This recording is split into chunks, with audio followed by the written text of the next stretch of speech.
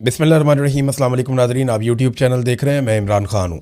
नाज़रीन, सबसे पहले तो नेतन्याहू की पसंदीदगी के हवाले से एक सर्वे सामने आया और ये एक फरमाइशी किस्म का सर्वे लगता है क्योंकि पाकिस्तान में इसके अजीबोगरीब नताइज आए हैं।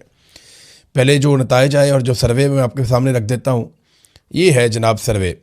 और पाकिस्तान के मीडिया में, अखबारात में इस सर्वे को छपवाया जा रहा है। पाकिस्तान के मुख्तलिफ जो मीडिया ग्रुप्स हैं उनकी वेबसाइट्स के ऊपर इस सर्वे को डाला जा रहा है ताकि पाकिस्तान में ग्राउंड बनाई जाए। देखिए, नेतन्याहू के हवाले से पूरी दुनिया के अंदर ये चीज़ सबको पता है कि वो दुनिया के मुतनाज़ तरीन शख्स हैं और नेतन्याहू कई मुल्कों में दाखिल नहीं हो सकता, यूरोप के अंदर कई इलाकों में नहीं जा सकता। नेतन्याहू के ऊपर जंगी जराइम का मुकदमा है, नेतन्याहू के ऊपर अक़वाम मुत्तहिदा में मामलात हैं और इसीलिए अब एक और डोनाल्ड ट्रंप ने सिस्टम बनाया बोर्ड ऑफ पीस का, जिसको बोर्ड ऑफ नेतन भी बाज़ लोग कहते हैं और कोई लोग उसको गज़ा बोर्ड भी कहते हैं। तो ये जो बोर्ड बनाया, उस बोर्ड के अंदर नेतन्याहू को डाला गया ताकि आलमी रहनुमाओं के साथ बैठ के नेतन्याहू की जो तन्हाई है वो दूर हो जाए। अब जनाब, गैलप इंटरनेशनल के सर्वे के मुताबिक इसराइली वज़ीर आज़म को सबसे ज़्यादा नापसंद किया जाता है ईरान में, यानी 98% ईरानी शहरी नापसंद करते हैं नेतन्याहू को। इसके बाद बरतानिया में 52% बरतानिया के शहरी नेतन्याहू को नापसंद करते हैं। अमेरिका में 42% अफराद जो है वो नेतन्याहू को खुलकर नापसंदीदा कहते हैं। लेकिन आपको हैरत होगी कि पाकिस्तान में ये सर्वे कहता है कि सिर्फ 49% लोग इसराइली वज़ीर आज़म नेतन्याहू को नापसंदीदा शख्सियत करार देते हैं। ये क्या पाकिस्तान में फैलाया जा रहा मामला। इससे पहले भी एक हमास के रहनुमा होने का दावा किया गया एक शख्स के हवाले से जो बड़े लंबे अरसे से, लगभग 18 साल से तुर्की में है, और उस शख्स के हवाले से दावा किया गया कि वो हमास के बिहाफ पे बयान दे रहा है और अजीबोगरीब किस्म के बयान छाप दिए गए। फिर पाकिस्तान में एक और जाली सर्वे भी पिछले दिनों किया गया कि पाकिस्तान के बोर्ड ऑफ पीस में शमूलियत पर या फ़ौज भेजने के मामलात पर पाकिस्तानी शहरी क्या कहते हैं। तो वहाँ ये दावा कर दिया गया पाकिस्तानी शहरी इसके हक़ में है। और अब एक दावा ये किया गया कि पाकिस्तानी शहरी जो है वो नेतन्याहू को नापसंद नहीं करते। आप या तो किसी को पसंद करते हैं या नापसंद करते हैं। तो अगर 49% लोग नापसंद करते हैं तो 51% लोग क्या करते हैं, यानी 51% लोग ऐसे हैं जो नेतन्याहू को नापसंद नहीं करते। तो नापसंद ना करने का मतलब यह है कि उसको पसंद करते हैं। तो क्या पाकिस्तानी वाकई ऐसे? इस पर हमने एक सर्वे करवाया, हम रिज़ल्ट आपके सामने रख देंगे। लेकिन सिद्दीक जान साहब ने एक सर्वे करवाया सोशल मीडिया पे और तमाम तर कोशिशों के बावजूद 1-1.5% से ज़्यादा पाकिस्तानी ऐसे नहीं निकले जो नेतन्याहू को पसंद करते हो।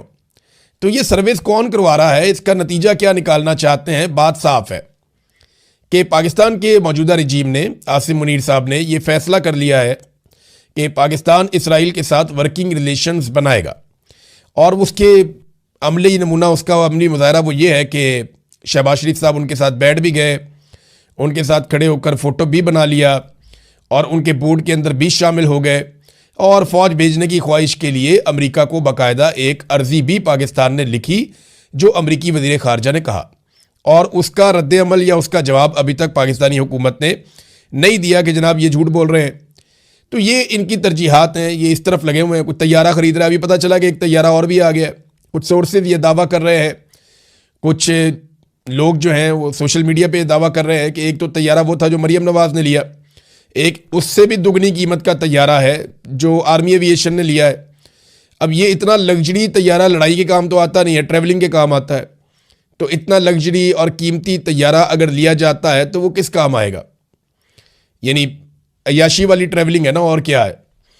तो उसमें अब यानी मिलिट्री एविएशन को इस तरह के तैयारे की क्यों ज़रूरत पेश आई? ये सवाल अगर पाकिस्तान में कोई पूछेगा तो वो जबरी तौर पे लापता कर दिया जाएगा और उसको तशद्दुद का निशाना बनाया जाएगा, उसको और उसके ख़ानदान को इबरत का निशान बना दिया जाएगा। लिहाजा मरियम नवाज़ के तैयारे के बारे में तो पूछा जा सकता है, लेकिन मुबैना तौर पे जो आसिम मुनीर साहब का तैयारा, उसके बारे में सवाल नहीं किया जा सकता फिर, अगर तो ये तैयारा लिया गया है। क्योंकि मेरे पास डायरेक्ट इत्तला इसके बारे में कोई नहीं है। जो इन्फॉर्मेशन मुझे मिली है वो सोशल मीडिया के कुछ क्रेडिबल लोग हैं वो उसके ऊपर कह रहे हैं, कुछ ऐसे लोग हैं जिनकी क्रेडिबिलिटी नहीं भी है वो भी इसके बारे में कह रहे हैं। बहरहाल ये खबर तो आई है, और देखें जहाँ धुआं होता है वहाँ आग तो लगी होती है ना, ऐसे तो नहीं हो जाता। और ये बताया जा रहा है कि ये तैयारा गल्फ स्ट्रीम का उससे भी महंगा और डबल कीमत का तैयारा है। बहरहाल इमरान खान साहब को 25 तारीख को इंजेक्शन लगाया जाएगा, ये हुकूमत ने दावा किया था। हो सकता है 24 को ही खामोशी से निकाल के लगा दिया जाए, अपोजिशन 25 का इंतजार करती रहे, हो सकता है, ये भी हो सकता है। देखिए ये हुकूमत कुछ भी कर सकती है। अगर इमरान खान साहब मान गए तो फिर तो ये उनको इंजेक्शन कहीं पे भी ले जाके लगा देंगे, लेकिन अगर इमरान खान साहब ने ये कहा कि मैं इंजेक्शन नहीं लगवाता, देखिए ना ये ऑप्शन है ना। एक तो इमरान खान साहब को फिक्र है अपनी आंख की और वो ये चाहते हैं उनकी आंख ठीक हो, तो उन्हें ये रिस्क नहीं लेना चाहिए कि उनकी फैमिली को बुलाते हैं या नहीं बुलाते, उन्हें कोऑपरेट करना चाहिए इलाज के लिए। लेकिन एक पॉसिबिलिटी ये भी है कि वो कहें कि मैं इंजेक्शन लगवाता ही नहीं जब तक कि मेरी फैमिली नहीं आ जाती, मेरे डॉक्टर्स नहीं आ जाते, मुझे उनसे बात करनी है, तो फिर इनको मिलवाना भी पड़ेगा। तो ये एक अजीबोगरीब सूरत हाल है। बहरहाल कहाँ लेकर जाते हैं, किस तरह लेकर जाते हैं, किस तरीके से करते हैं, हम कुछ कह नहीं सकते। लेकिन 25 तारीख का दावा किया जा रहा है और तहरीके तहफ़्फ़ुज़ आईन पाकिस्तान ने मुतालबा किया है कि शिफा इंटरनेशनल अस्पताल में लाया जाए, वहाँ पे ये प्रोसीजर किया जाए और डॉक्टर आसिम और डॉक्टर फैसल की मौजूदगी में ये होना चाहिए। जबकि तहरीक इंसाफ और इमरान खान साहब की फैमिली का मुतालबा है कि इमरान खान साहब की बहनों को या फैमिली को भी वहाँ पे होना चाहिए। अब नाज़रीन इस मामले में अयाज सादिक साहब की भी एंट्री हो गई है। अयाज सादिक साहब कहते हैं, ये स्पीकर हैं कौमी असम्बली के, कि मुल्क से मैं बाहर था जब डॉक्टर ने इमरान खान को देखना था, मुझे मोहसिन नकवी का फ़ोन आया, मैंने बैरिस्टर गौहर को पैगाम दिया कि मर्ज़ी के डॉक्टर्स और फैमिली मेम्बर्स का नाम दे दें। मैंने कॉन्फ्रेंस कॉल में कहा कि गौहर साहब आप चले जाएं, ताख़ीर से हम मुआयना शुरू कर देंगे, आप आ जाएं। डॉक्टर कहेगा तो 1 महीने के लिए अस्पताल में शिफ्ट कर देंगे, अगर डॉक्टर नहीं मानेंगे तो फैसला कानून के मुताबिक होगा। अयाज सादिक साहब का इस सारे मामले में क्या लेना देना? देखिए अयाज सादिक साहब एक ऐसी शख्सियत हैं जिन्हें इस्तेमाल कर लिया जाता है राब्तों के लिए, मुज़ाकरात के लिए, बातचीत के लिए। ये उन लोगों में से एक है और एस्टेब्लिशमेंट जो है वो इनके साथ कंफर्टेबल रहती है। मोहसिन नकवी जैसे लोग भी इनके साथ कंफर्टेबल रहते हैं। लेकिन सवाल ये पैदा होता है कि इमरान खान साहब का तो इलाज करना है उनकी बीमारी का, और फैमिली का ये हक है और इमरान खान साहब का ये भी हक है कि उनके ज़ाती मुआलिजीन उस इलाज के बारे में ना सिर्फ सब कुछ जाने बल्कि वो उनके टेस्ट करवा के ये पता कर सके कि इमरान खान साहब के साथ एक्चुअली हुआ क्या।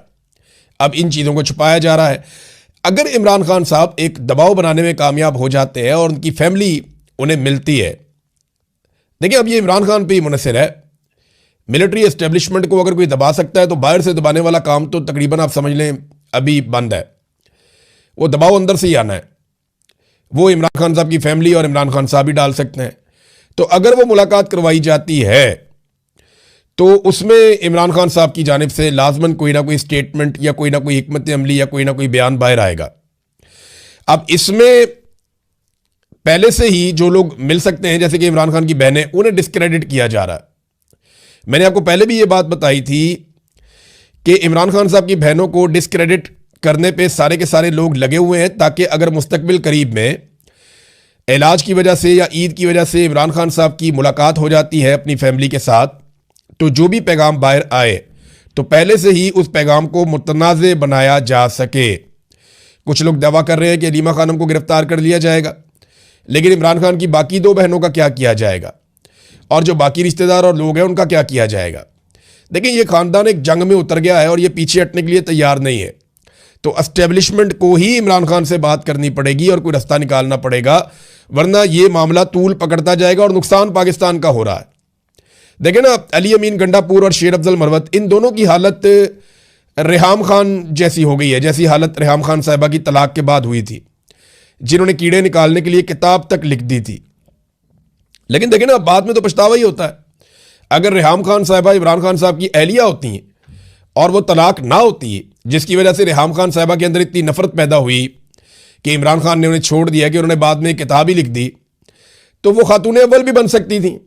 अब यही चीज़ शेर अफजल मरवत और अली अमीन गंडापुर के लिए भी है कि अगर इमरान खान साहब ने उनको हटा दिया तो वो तलाक याफ्ता रेहाम खान बनने की बजाय वो बेहतर परफॉर्म कर सकते थे और वो कुछ ऐसी कोशिश कर सकते थे जिससे हालात बेहतर हो। लेकिन इन्होंने नफरत फैलाई और लगातार नफरत फैलाते चले जा रहे हैं। दूसरी जानिब पाकिस्तान की हुकूमत के हालात ये हैं नादरीन के पाकिस्तान में लगातार गुर्बत बढ़ती चली जा रही है। इसका एक और डाटा है मेरे पास, वो डाटा ये बताता है कि सबसे ज़्यादा गुर्बत जो पाकिस्तान में बढ़ी है वो पंजाब के अंदर बढ़ी है। यानी 39% के साथ पंजाब गुर्बत में सबसे आगे निकल गया है। ये इजाफा हुआ है गुर्बत के अंदर, सबसे ज्यादा इजाफा पंजाब में हुआ है, जबकि सिंध दूसरे नंबर पे है और उसके बाद बाकी सूबे आते हैं। देखिए, ये तैमूर सलीम झगड़ा साहब जो है, ये भी इकोनॉमिस्ट हैं, पाकिस्तान तहरीक इंसाफ से इनका ताल्लुक है। इन्होंने एक डाटा दिया और डाटा देखें, ये तो हकायक की बुनियाद के ऊपर है ना। हुकूमत ने जो एक मेयार रखा हुआ है ना गरीब आदमी का, एक गुर्बत की लकीर होती है कि इससे नीचे जो जाएगा वो गुर्बत की लकीर से नीचे चला जाएगा, वो रोटी के लिए भी तरसेगा, और उस लकीर से ऊपर जो आएगा वो गुर्बत की लकीर से नीचे नहीं है। तो गुर्बत की एक लकीर खींची जाती है। बैनुल अक़वामी सतह पे जो एक मेयार है गुर्बत की लकीर का, वो $4 रोजाना है। यानी जो शख्स $4 रोजाना कमाता है उसे गुर्बत की लकीर से नीचे तस्लीम नहीं किया जाता। 5, 6, 7, $8 अगर आप कमाते हैं, हालांकि यहाँ पे तो यूके के अंदर अगर आप काम करते हैं तो 1 घंटे की इनकम आपकी $13, $14 इतनी इनकम है 1 घंटे की। और अमेरिका भी ऐसे ही है कि डॉलर्स के अंदर पैसे मिलते हैं फी घंटा काम करने के। लेकिन फिर वहां पे ऐसे गरीब नहीं हो सकते ना लोग। अब ये गुर्बत की लकीर से नीचे वो लोग हैं, आलमी सतह का जो मेयार है, जो $4 रोजाना से कम कमाते हैं, जबकि पाकिस्तान ने जो रखा हुआ है वो $1 रखा हुआ है। लेकिन हमने तो अपना मेयार ही दुनिया से तब्दील किया हुआ है ना। जो आलमी मेयार है वो $4 का है, पाकिस्तान ने $1 का रखा हुआ, और ये $1 के मुताबिक पाकिस्तानी गवर्नमेंट अदादोशुमार जारी करती है। और अगर आप आलमी मेयार के मुताबिक देखें तो पाकिस्तान का हर दूसरा शख्स गुर्बत की लकीर से नीचे जिंदगी गुजार रहा है, क्योंकि पाकिस्तान में ज्यादातर लोग ऐसे हैं जो रोजाना $4 नहीं कमा पाते। ये हालात हैं नाजरीन पाकिस्तान के, और जो उन्होंने किए। और इतनी गुर्बत वाले सूबे के अंदर जहां सबसे ज्यादा गुर्बत बड़ी है, उन्हें जहाज चाहिए इंजॉय करने के लिए, अय्याशी करने के लिए। और अब ढिठाई के साथ कह रहे हैं जनाब हमने ले लिया, तो क्या हुआ? वो अज़मा बुखारी वो स्टेटमेंट देने के बाद ऐसी गायब हुई है, वो झूठ पे झूठ, झूठ पे झूठ। ये इंफॉर्मेशन मिनिस्टर है या डिस इंफॉर्मेशन मिनिस्टर है? इन्होंने इतने झूठ बोले हैं कि पीका का कानून इनके ऊपर लगता ही नहीं है। कोई कानून पीका का इन पे नहीं लगता। वो दोनों बहनों को उठा के सनम जावेद को, फलक जावेद को अंदर डाल दिया। वो इनसे ज्यादा काबिल भी हैं और उनके ऊपर कोई ऐसा केस बनता भी नहीं है, लेकिन उनके ऊपर केस डाल दिया और खुद ये झूठ बोलती हैं, इनके ऊपर केस ही नहीं डलता। अब जनाब ये रमजान के अंदर जो अफ्तारियां आम लोग भी कर रहे थे ना, वहां जाके भी ये अपनी फोटो चिपका के आ जाते हैं कि जनाब ये अफ्तारी जो है ना, यही सैलाब में इन्होंने किया था। जो भी शख्स मदद करने जाता था उसके कैंप के ऊपर जाके मरियम नवाज के फोटो चिपका देते थे कि ये मरियम नवाज ने किया है। अब जो भी शख्स अफ्तारी करवाता है उसके ऊपर जाके मरियम नवाज का फोटो चिपका देते हैं। कुछ जगह पे जहां सरकार अफ्तारी करवा रही है वहां पे 2 पकौड़े, 1 सेब, 1 केला और 2 खजूरें रख के उस प्लेट के ऊपर, पकौड़ों के ऊपर मरियम नवाज का फोटो लगा दिया। यानी पकौड़ों के ऊपर मरियम नवाज का फोटो का कागज रख दिया। वो इतनी पर्ची है उसके ऊपर मरियम नवाज का फोटो। यार रोजादार है, खुदा का नाम लो यार, वो नई शक्ल देखना चाहते। क्या जरूरी है कि रोजादार जब बेचारा भूखा आएगा अफ्तारी करने के लिए तो उसे मोहतरमा की शक्ल दिखाई जाएगी? ये तो गैर जरूरी काम है। अब उसको टिकटॉक का शौक ही ना हो रोजादार को, तो आप उसको क्यों दिखा रहे हैं ऐसी शक्लें? ये बड़ा नामुनासिब है, रोजादार के साथ ज्यादती है कि उसकी प्लेट के अंदर खातून की शक्ल रख दी जाती है, जो बहुत ही नामुनासिब है, बहुत ही घटिया हरकत है। लेकिन ये इनकी प्रायोरिटीज हैं। और हालात लॉ एंड ऑर्डर के ये है कि पाकिस्तान के अंदर इंसानी हकूक के मामलात के ऊपर तहकीक करने के लिए एक PhD स्कॉलर आता है कनाडा से, हमजा खान। ये शख्स पाकिस्तान में आता है, कैनेडियन नेशनल है, हमजा खान इसका नाम है। ये PhD कर रहा है कनाडा की एक बड़ी यूनिवर्सिटी से, और ये अपना थीसिस लिख रहा है इंसानी हकूक के मामलात में। अब ये शख्स जब पाकिस्तान आता है तो इसको अगवा कर लिया जाता है। मेरे ख्याल में इसका थीसिस सबसे बेहतर थीसिस होगा, क्योंकि इंसानी हकूक की पामालियों के मामलात के ऊपर यह काम कर रहा था, तो इसके अपने इंसानी हकूक पामाल हो गए। अब यह प्रैक्टिकली बता सकता है कि जबरी तौर पे गुमशुदगी क्या होती है। अब यह प्रैक्टिकली बता सकता है कि जब आपको अगवा कर लिया जाता है तो फिर आपके साथ क्या होता है। अल्लाह करे ये आदमी कनाडा पहुंच जाए और अपना थीसिस लिखे। लेकिन जब ये बाहर आएगा तो इसका स्टेटमेंट हो सकता है कि ये उस तरह ना दे पाए। लेकिन इस वक्त पाकिस्तान की एजेंसियों पे बहुत दबाव है। इन्होंने बंदा तो उठा लिया, लेकिन बाद में पता चला कि बहुत रोला पड़ गया है। ये सिर्फ कनाडा जाके अपने थीसिस में अपनी रुदाद लिख देना तो इसका थीसिस मुकम्मल हो जाएगा और टॉप क्लास का थीसिस बनेगा। यानी पाकिस्तान में एक बंदा पता करने आता है या इंसानी हकूक के हालात क्या है, उस बंदे को अगवा कर लिया जाता है और अब वो बंदा जनाब जाके बताएगा कि इंसानी हकूक के हालात क्या है। ये तो बिल्कुल ऐसे ही है कि अक़वाम मुत्तहिदा का एक बंदा आ जाए या यूरोपीय यूनियन का एक वफद आ जाए और वो कहें हमने देखना पाकिस्तान में इंसानी हकूक, और उन्हीं के इंसानी हकूक मुअत्तल कर दिया जाए, फेंटी भी लगा दी जाए, अगवा भी कर दिया जाए, तो वो जाके क्या रिपोर्ट देंगे? तो यही इस नौजवान के साथ हुआ। हो सकता है इसका जो थीसिस है वो कोई भी ना पढ़ता, मुस्तकबिल में कोई ज़्यादा मशहूर ना होता, लेकिन जैसे नज़ामानी के साथ किया इन्होंने, उसका आर्टिकल डिलीट करवा के, इसी तरह हमजा खान के साथ बड़ी नेकी की है। ये जल्दी इंशाल्लाह बाहर आ जाएगा, क्योंकि एजेंसियां इसको ज़्यादा देर रख नहीं पाएंगी। तो जब ये बाहर आएगा, कनाडा जाएगा, जाकर लिखेगा, तो लोगों की बड़ी दिलचस्पी होगी ये जानने में कि इसने क्या लिखा है और सूरत-ए-हाल कहाँ तक पहुंची है। नाज़रीन, पाकिस्तान के ऊपर जो टोटल कर्ज है वो मौजूदा रजीम ने इतनी तेज़ी से बढ़ाया है कि अब 138 अरब डॉलर का कर्जा हम पे चढ़ गया है। 138 अरब डॉलर्स, ये थोड़े पैसे नहीं है।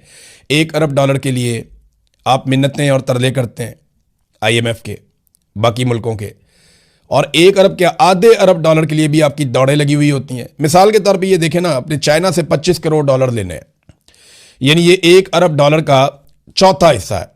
ये थोड़े से पैसे आपने लेने हैं, 25 करोड़ डॉलर, और इसके लिए आप गारंटी नहीं दे सकते। पाकिस्तान गारंटेड इसलिए नहीं दे सकता कि पाकिस्तान का B नेगेटिव है। क्रेडिट रेटिंग जो होती है उसकी बुनियाद के ऊपर आपको कर्जा मिलता है ना, तो आपकी जो क्रेडिट रेटिंग है, यानी आपकी जो साख है, वो B नेगेटिव है। तो इसके ऊपर पाकिस्तान अपनी स्ट्रेंथ पे कर्जा नहीं ले सकता, और जो बॉन्ड है वो फ्लोट नहीं कर सकता। लिहाजा अब पाकिस्तान ने दरख्वास्त की है एशियन डेवलपमेंट बैंक से और एशियन इंफ्रास्ट्रक्चर इन्वेस्टमेंट बैंक से। इन दो आलमी बैंकों से पाकिस्तान ने रिक्वेस्ट की कि जनाब आपकी रेटिंग अच्छी है तो आप हमारी गारंटी दे दें, हमने ज़रा पैसे लेने हैं 25 करोड़ डॉलर, तो इसके ऊपर पाकिस्तान कमीशन देगा इन बैंकों को कि आप हमारी गारंटी दें, और हम जनाब ये कर्जा 25 करोड़ डॉलर का लेंगे, क्योंकि हमारी तो गारंटी कोई नहीं है, अब हमारी गारंटी मानता ही कोई नहीं, हमारी क्रेडिट रेटिंग माइनस में चली गई। ये इन्होंने पाकिस्तान के साथ किया। 2 अरब डॉलर आपने UAE का वापस करना है, और आप जहाज खरीद रहे हैं इतने इतने महंगे, 2 अरब डॉलर आपने वापस करना है UAE का, और आप वापस नहीं कर पा रहे। 1-1 महीने 2-2 महीने का आपको टाइम मिल रहा है। नाज़रीन, अफगानिस्तान के ऊपर जो पाकिस्तान ने अटैक किया, और वहाँ पे पाकिस्तान का मौक़िफ़ ये है कि इन्होंने निशाना बनाया दहशतगर्दों को, दहशतगर्दों के ठिकानों को, लेकिन दूसरी तरफ अफगानिस्तान कह रहा है कि सिविलियन लोग जो हैं वो मारे गए हैं इस हमले में। लेकिन अफगानिस्तान ने अब एक और चीज़ कही है और एक धमकी जारी की है।